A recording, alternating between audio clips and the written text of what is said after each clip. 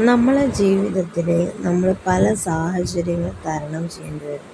അത് തരണം ചെയ്യാൻ പറ്റുന്നതിലും അപ്പുറമായി എനിക്ക് ഡിപ്രഷൻ സ്റ്റേജിലെത്തി. അങ്ങനെ സ്പെഷ്യാലിറ്റി ഹോസ്പിറ്റലിൽ 5 ദിവസം അഡ്മിറ്റായി.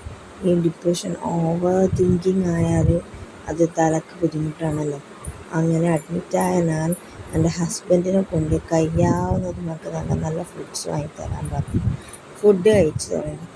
അങ്ങനെ എൻ്റെ മോനുണ്ടല്ലോ, അപ്പുറത്തെ റൂമിലെ ഏച്ചിൻ്റെ കൂടെ പോയിരുന്ന് അവൻ അവിടെ നിന്ന് കളറിങ്ങൊക്കെ ചെയ്യാൻ തുടങ്ങി. അതേപോലെ ചെറിയ മോളും ഉണ്ട്.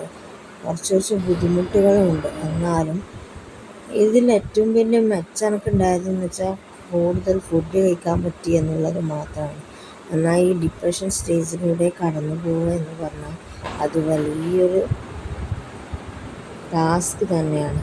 നമുക്ക് എന്തെന്നാൽ നമ്മളിനെ ഓവറായി തിങ്ക് ചെയ്യുമ്പോൾ നമ്മളെ മനസ്സ് മാറിപ്പോവും. ആത്മഹത്യ ചെയ്താലോ എന്ന് പോലും തോന്നിപ്പോവും.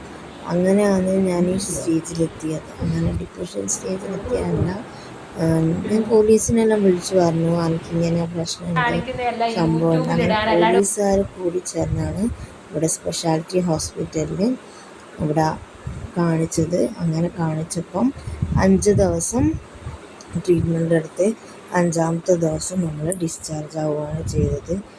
ഇത് എനിക്ക് പണ്ട് പോസ്റ്റ്മോർട്ടം ഡിപ്രഷൻ ഉണ്ടായിരുന്നു. എന്നാൽ അതല്ല, ഇതിൻ്റെ പേര് മാനിയ എന്നാണ് അവർ പറഞ്ഞത്. വെറുതെ ഇരുന്നുകൊണ്ട് നിൽക്കുമ്പോൾ ഭക്ഷണം കഴിച്ചുകൊണ്ട് നിൽക്കുക.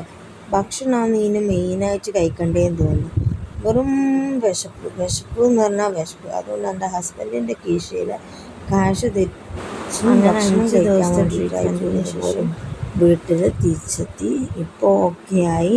കുറച്ച് മെഡിസിൻ ഉണ്ട് എടുക്കാൻ വേണ്ടിയിട്ട്. ഇനി അതെല്ലാം കഴിഞ്ഞ് 2 ആഴ്ച കഴിഞ്ഞിട്ടാണ് ഡോക്ടറെ കാണിക്കാൻ പോകുന്നത്.